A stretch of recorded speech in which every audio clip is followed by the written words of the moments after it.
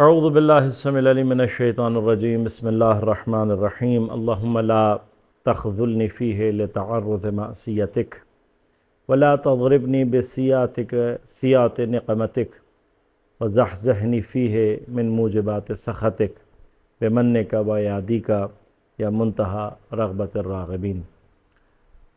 چھٹے دن ماہ مبارک رمضان میں امام کی طرف سے ہمیں اس طریقے سے دعا مانگنے کی تاکید کی گئی ہے کہ اللہم لا تخذلنی فیہ لتعرض معصیتک، اے پروردگار مجھے بے یار و مددگار نہ چھوڑ، مجھے تنہا نہ چھوڑ آج کے دن کہ میں تیری معصیتوں میں اور گناہوں میں پڑ جاؤں، اور پروردگار اپنے انتقام، اپنے غضب کے کوڑوں سے اور اس کی ضربت سے مجھے بچا، اور پروردگار مجھے دور مت کر ان چیزوں کی وجہ سے کہ جو تیری غضب اور تیرے قہر کا باعث بنتے ہیں۔ تیرے احسان، تیرے فضل کا تجھے واسطہ ہے اے راغبین کی رغبت کی انتہا۔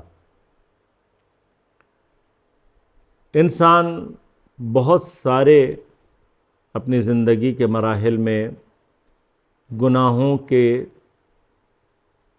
چنگل میں پھنس جاتا ہے، کچھ حالات ایسے پیش آ جاتے ہیں کہ انسان یہ محسوس کرتا ہے کہ اب میں گناہ کی طرف کھنچا چلا جا رہا ہوں، اور ایسے حالات پیدا ہو رہے ہیں کہ مجھ سے گناہ سرزد ہوگا۔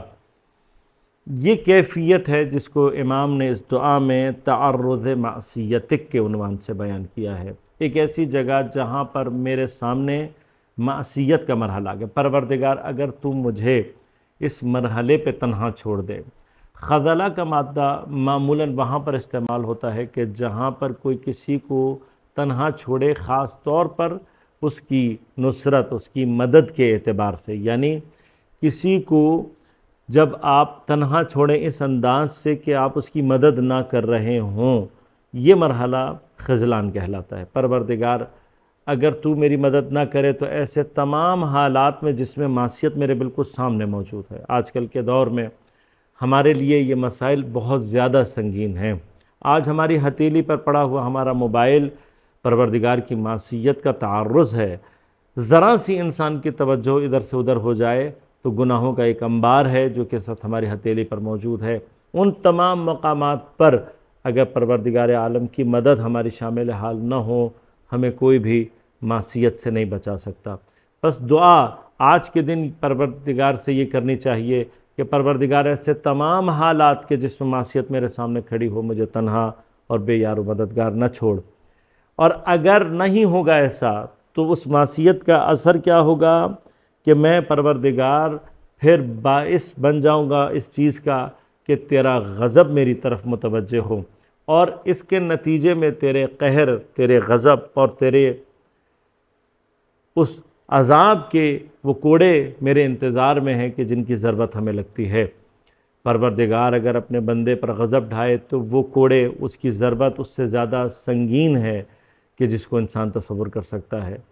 پروردگار تو ہے جو مجھے ان سے بچانے والا ہے، اور پروردگار مجھے ان تمام چیزوں سے دور رکھ کہ جو تیرے اس غضب اور تیرے اس نارضائیت کی کیفیت کا باعث بننے والے ہیں۔ وَزَحْزِحْنِ فِيهِ، پروردگار مجھے دور کر دے موجبات سخطک، ہر وہ چیز جو تیرے غصے، ہر وہ چیز جو تیرے غضب، ہر وہ چیز جو تیرے قہر کا باعث بنے۔